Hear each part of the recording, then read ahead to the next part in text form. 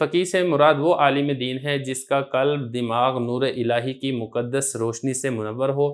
ایسا عالم خود کو بھی شیطانی حملوں اور شیطانی وساوس سے بچاتا ہے اور دوسرے لوگوں پر بھی شیطان کے حملوں کو ناکام کر دیتا ہے۔ ایک عارف کے بقول فقیہ اپنے مولا کے علاوہ کسی اور سے نہیں ڈرتا ہے، اللہ تعالیٰ کے علاوہ کسی اور کی طرف متوجہ نہیں ہوتا ہے اور اللہ تعالیٰ کے علاوہ کسی اور سے خیر کا طالب بھی نہیں ہوتا ہے۔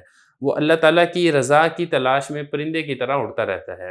حسن بصری رحمہ اللہ تعالیٰ فرماتے ہیں کہ فقیہ وہ شخص ہے جو دنیا سے منہ موڑنے والا ہو اور آخرت کی طرف رغبت کرنے والا ہو اور اپنے عیوبات پر نظر رکھنے والا ہو۔ یہ جو حدیث ہے، اس حدیث کی تشریح میں علامہ طیبی رحمہ اللہ تعالیٰ فرماتے ہیں کہ شیطان انسان کے لیے خواہشات اور شہوات کا دروازہ کھولتا رہتا ہے، لیکن جو ایک عالم دین فقیہ ہے وہ شیطان کے اس مکر و فریب کو جانتا ہے، اس لیے وہ اس مکر و فریب سے محفوظ رہتا ہے۔ لیکن جو صرف عبادت گزار ہو اور فقیہ نہ ہو، وہ شیطان کے جال میں پھنستا جاتا ہے اور اس کو پتہ ہی نہیں چلتا ہے کہ یہ شیطان کا مکر و فریب ہے۔